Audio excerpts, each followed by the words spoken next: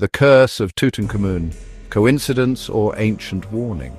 They called it the greatest archaeological discovery of the century, a forgotten tomb untouched for over 3,000 years. Buried in the sands of the Valley of the Kings lay a boy king, Tutankhamun, preserved in golden splendor, but what was meant to be a celebration of history turned into a tale of death, fear, and mystery. When British archaeologist Howard Carter opened the tomb of Tutankhamun in 1922, the world was watching. Journalists, scholars, and adventurers gathered in Egypt, eager to witness history unfold. The door was opened. Inside, wonders beyond imagination, golden statues, chariots, jewelry, and the unbroken seal of a pharaoh long forgotten. But what happened next would become legend. Shortly after the tomb's opening, strange and sudden deaths began to plague those involved. Lord Carnarvon, the wealthy sponsor of the expedition, died just months later from a mosquito bite that turned into blood poisoning. The power in Cairo mysteriously went out the moment he died. His dog back in England let out a chilling howl and dropped dead at the exact same time. Coincidence? The newspapers didn't think so. Headlines screamed, "Pharaoh's curse strikes again," and this was just the beginning. The discovery of Tutankhamun's tomb sent ripples far beyond the world of archaeology.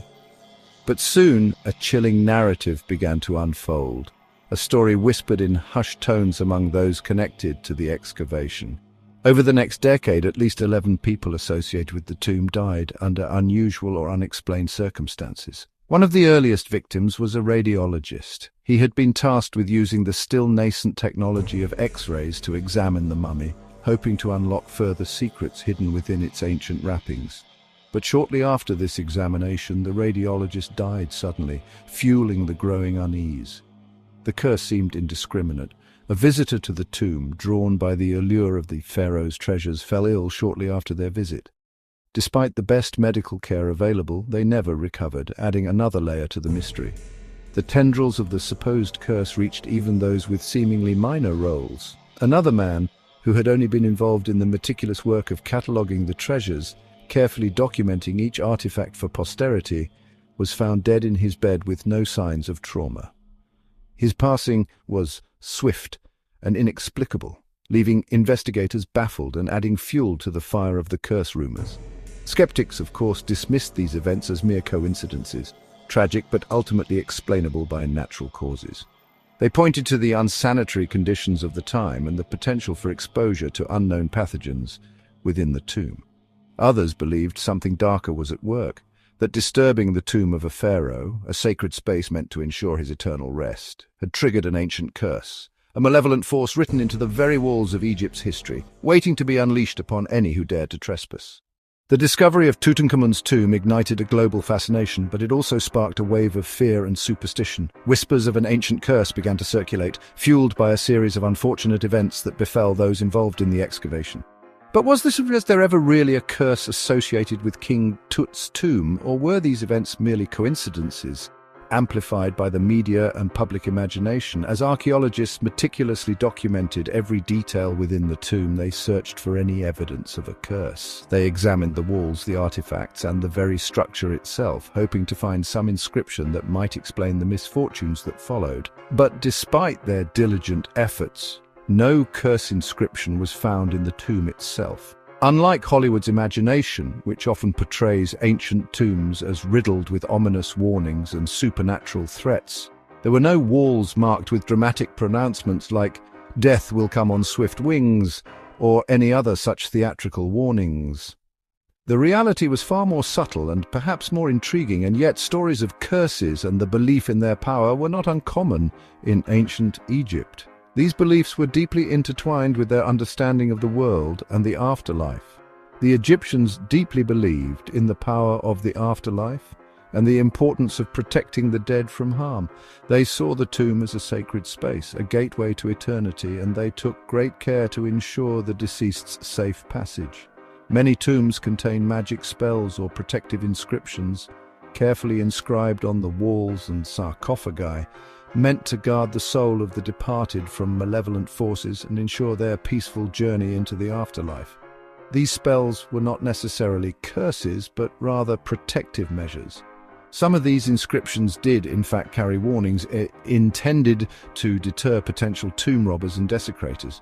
In one lesser-known tomb, for example, an inscription was discovered that read, "They who enter this tomb shall be visited by wings of death," a clear and direct threat to anyone who dared to disturb the slumber of the deceased.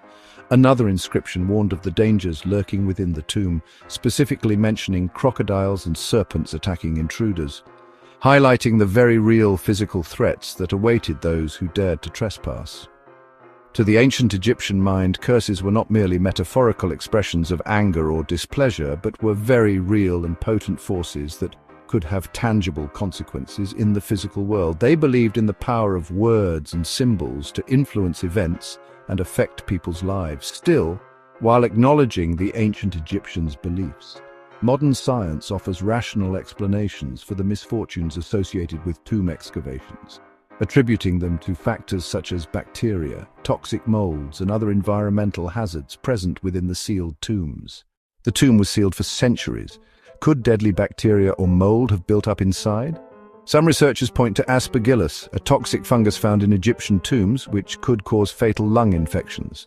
Others argue psychological suggestion played a role, that fear of the curse made people more prone to illness and misfortune. Yet many involved in the excavation lived long, healthy lives. Howard Carter himself lived for another 17 years and died peacefully at age 64. So if the curse was real, why did it spare him, or did it?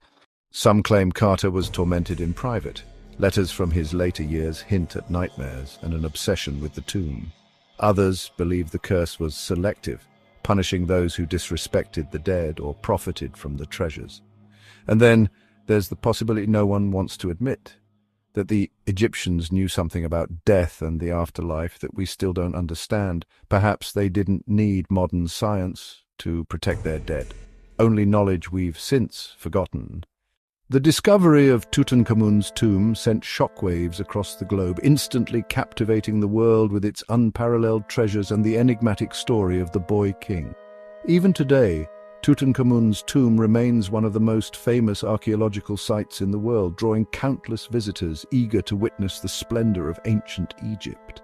His iconic golden mask, a breathtaking masterpiece of ancient craftsmanship, his intricately decorated sarcophagus, and the mysterious aura surrounding his short life and enduring legacy continue to fascinate millions around the world.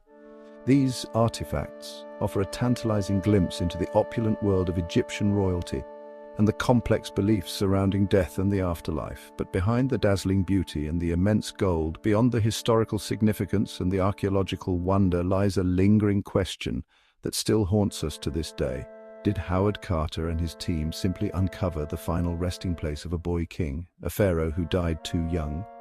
Or did they inadvertently awaken something that was never meant to be disturbed, unleashing forces beyond our comprehension? As the sands of time continue to relentlessly shift across the Valley of the Kings, burying secrets and reshaping the landscape, the mystery surrounding Tutankhamun and the alleged curse only deepens, fueling speculation and captivating imaginations. Was the series of unfortunate events that plagued the excavators and those connected to the tomb merely a string of coincidences, a tragic twist of fate, or was it something more sinister at play? Was it just bad luck, or did ancient warnings etched in stone and whispered through generations actually come true? Some, grounded in logic and reason, dismissed the notion of a pharaoh's curse as nothing more than superstitious myths, tall tales designed to sensationalize history. Others, captivated by the allure of the unknown and the unexplained, believed that we were indeed warned, that the ancient Egyptians possessed knowledge and power that we can scarcely imagine.